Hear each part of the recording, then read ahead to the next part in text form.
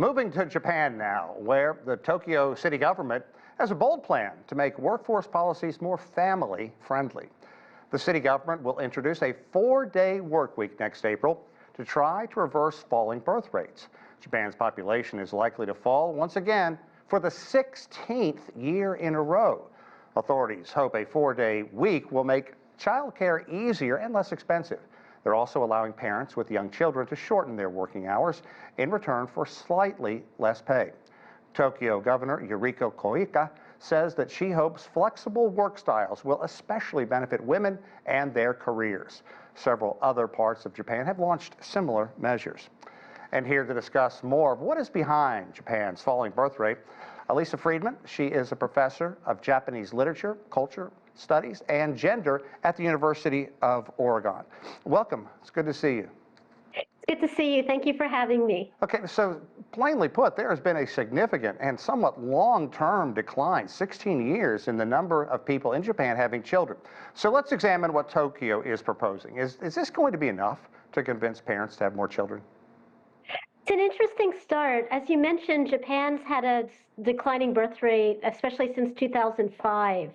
And one of the measures that are being taken is to address life-work balance, especially for women, with the idea that if women have more time, then maybe they will have more babies, and men too.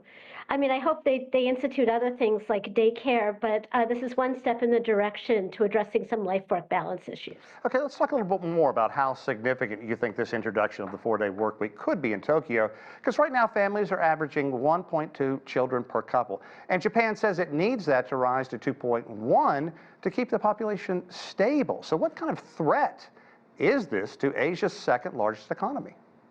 It's a wonderful question. And as you know, on the reflexive point, Japan has a hyper-aging society.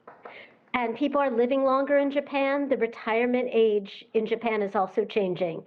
It used to be mandatory retirement at age 60 for all genders. The 4-day work week has been something that's been talked about for many years, to the best of my understanding. There have been ideas that have come up in past years, for example, by offering something called Premium Fridays for people to have more time to socialize on Fridays. But the 4-day work week seems a more serious step in the direction of providing discussion that Japan should do more than work, that family and other issues are important.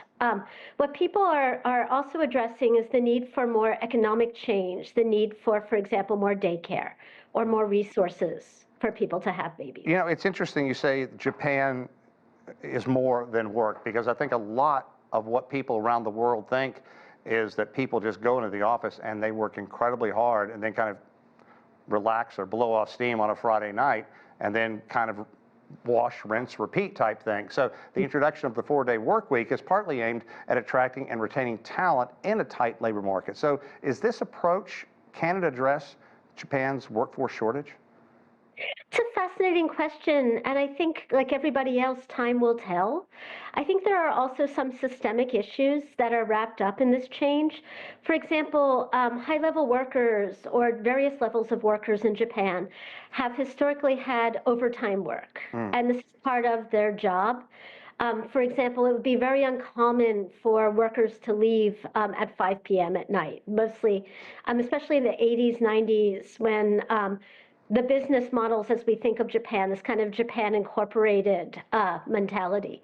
I think this 4-day work week is also addressing the compulsory overtime that many people face in the Japanese workforce. You know, and also one would presume that there are other factors contributing to the sustained drop in birth rate besides the work week. Can you talk a bit more about that? You did talk about daycare, but what else is floating around out there?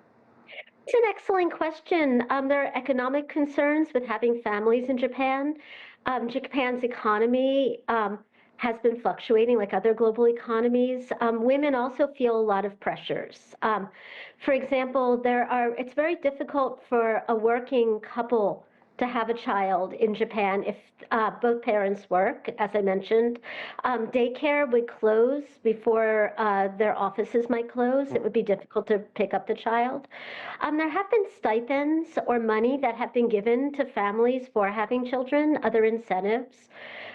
People also talk about inequities in families or making models of adoption or other alternative family models more sustainable in Japan.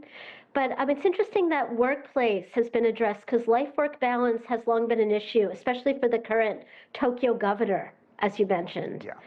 Other areas of Japan are also exploring this option of 4-day work weeks. And the 4-day work week has been considered a success in other nations, Iceland and parts of the UK. So what lessons can Japan learn from this? It's another excellent question. I think Japan is always looking outward to see what works in other places and how models in other countries can be adapted to the Japanese context. The 4-day work week, it will be, it seems like business in general has been slow to change in Japan. To give an example, there have been a lot of discussions about dress codes and how people look at work, not just cosmetically, but this also sort of shows what jobs are doing within the workplace. And there have been movements for more casual workwear after the 2011 triple disaster of earthquake, tsunami, and nuclear meltdown. That's one example of how workplaces are changing. Another idea is changing work regulations for women, the regulations that women should wear heels at work. I'm bringing this up because work is a big part of life for people worldwide, especially in Japan. But these changes also reflect on gender norms, discourses, ideas of how people segment aspects of their lives. So it'll be interesting to see if people actually take the 4-day work week, or if they might feel more pressure within their companies to stay and do extra work. It'll be very interesting to follow the changes following April 2025. Indeed, breaking these long-held norms is going to be a challenge. And I have to go back. Did I say Alisa? Is that the correct pronunciation of your first name? You did. Okay. Thank you so much. Thank you. I appreciate that. Okay, Alisa Freedman, thank you very much for your insight. We really appreciate it. Fascinating story. Thank you.